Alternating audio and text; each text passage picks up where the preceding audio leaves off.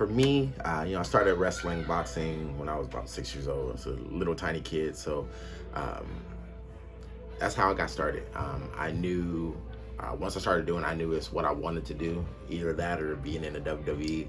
Either or, I just wanted to be on TV in some tights. But I fell in love with the sport right away. Something about the one-on-one aspect of it is just it's perfect.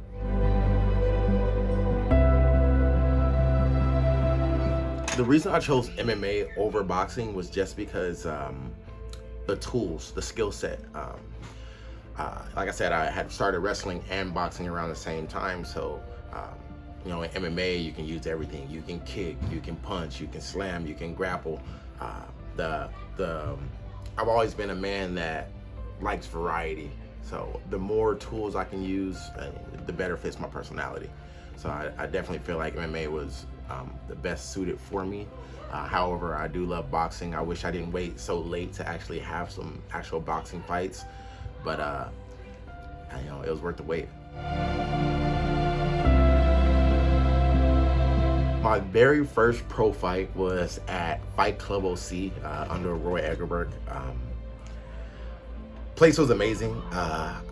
It was, comparing it to some of the other places where I seen like a couple of my teammates have their pro debuts at the very beginning, 10 years ago. It was just unmatched. The show was well put together. The venues were nice. The dressing rooms were nice. However, before that first fight, though, I was nervous. I was very nervous. But once I got in there and seeing my opponent and locked eyes with him, I was like, I'm here now. So might as well just go to work and do what you trained to do.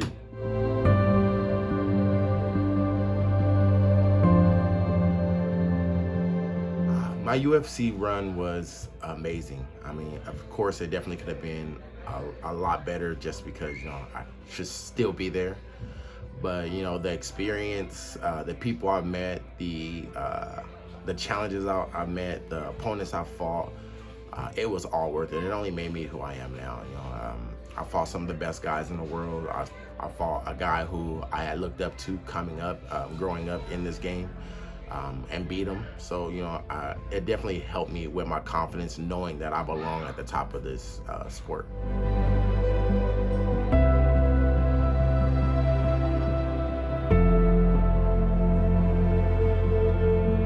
Getting that $50,000 knockout bonus, that saved me. As most people don't know, before you make it to the UFC, you don't make any money. Fighting on the local scenes is probably, you're lucky if you make $1,500 to $2,000. But if you live in California, your rent is $1,500, $2,000. So that's about what it costs, just to live for a month. So you don't make very much. Coming into my UFC debut, I owed money. I didn't have a car. I was behind on rent.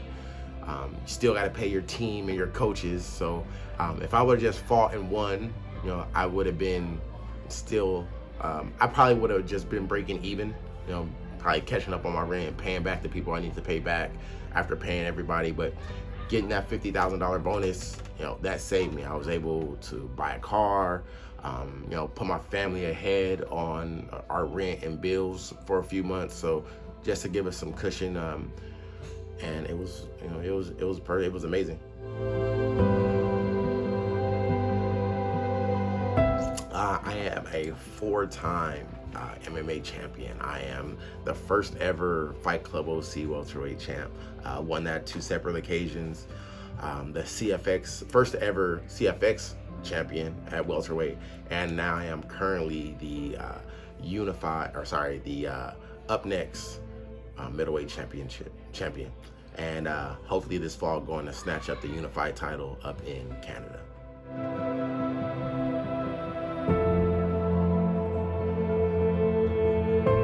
I will probably say definitely my very first one, and I would only say that because the quality opponent that I fought for the title at that time in my career was a big step up in competition for me, and I passed with flying colors. Which title was that? That was the first Fight Club OC title. At the time, I fought Dom Waters, who had already had a UFC run. I believe I was 5-0 at the time.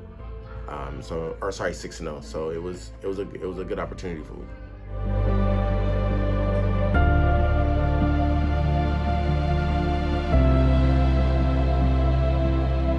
Definitely the biggest challenge in MMA is just staying focused and not being discouraged.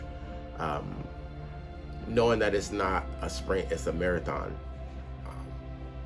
This, like I said earlier, the fight game as far as pay, it's not where it should be.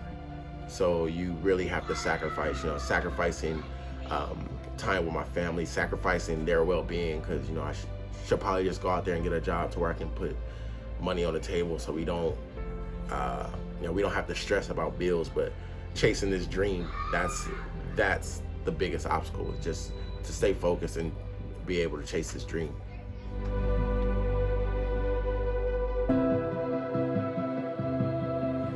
So my youngest son, Cross Maximus, was diagnosed with autism.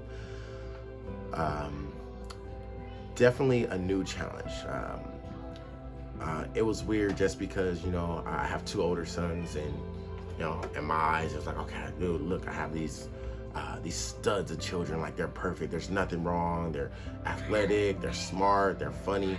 And not saying that there's something mentally wrong or my youngest son isn't smart, but the things I was used to seeing with my 2 older ones, hearing their voices, having conversations with them, whether it's an older person's conversation or a child's conversation. Like, I haven't had those experiences with Cross yet, and he just turned 3 last week, so on July 5th.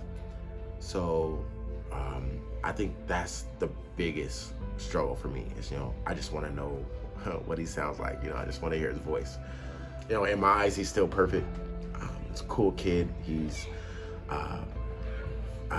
I can see his brain working, so I know everything is okay. I can see him think, I can see his brain working.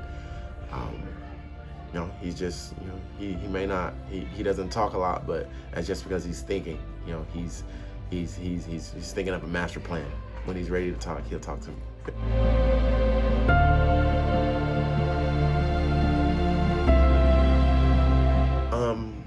It was at the beginning, it felt like he was on track. He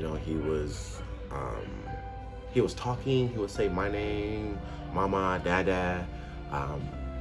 He was talking. He was at that stage in his life. He was saying the things he was supposed to say, doing the things he was supposed to say, do. Probably wasn't walking too much, but as soon as he started to be mobile and walk around and do all the things, he stopped talking. And for a few months, we're like, oh, what's going on? And then some just told us like, maybe we should just get him checked out. And that's what we did. Went to the regional center. We got a lot of help. There's so many resources out there, and all you gotta do is reach out and find them, and you can get all the help for your kid that they need, that they will need.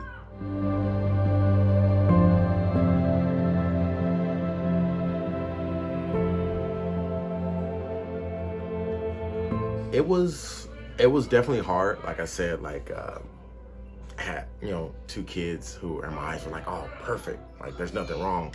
And then to hear that news, that my youngest was autistic, it was definitely a game changer. I had to learn how to I had to just open up and be optimistic to doing whatever I had to do to make sure he was going to be okay. Whatever I had to do to make sure he was going to be okay and he was going to be able to thrive, that's what I had to do.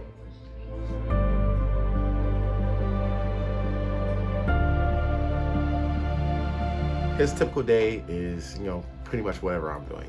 I'm a stay-at-home dad for the most part. All I do is have to go to the gym. So we wake up in the morning, we have breakfast, we come to the gym. He runs around the gym.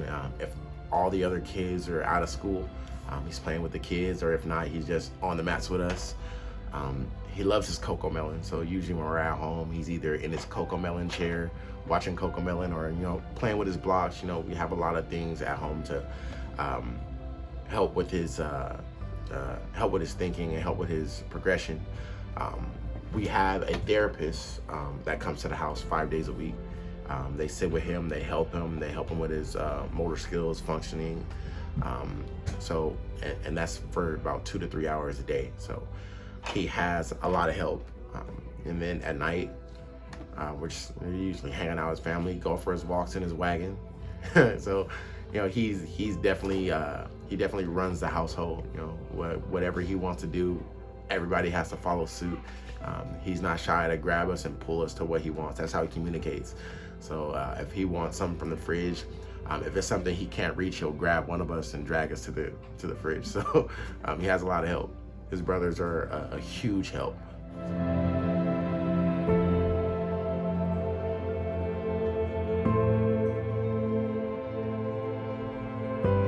It's not the end of the world, just because your kids has autism. They're just geniuses in their own way. You just gotta help them give them the tools to help them find their way, and be patient. That's all. Be patient and just be there for them.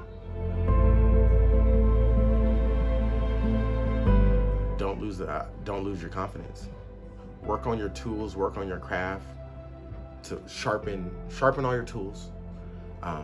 Whether it's in the gym or outside the gym, but make sure you keep that mind strong and sharp as well, because for me, I feel like this game is definitely 90% mental.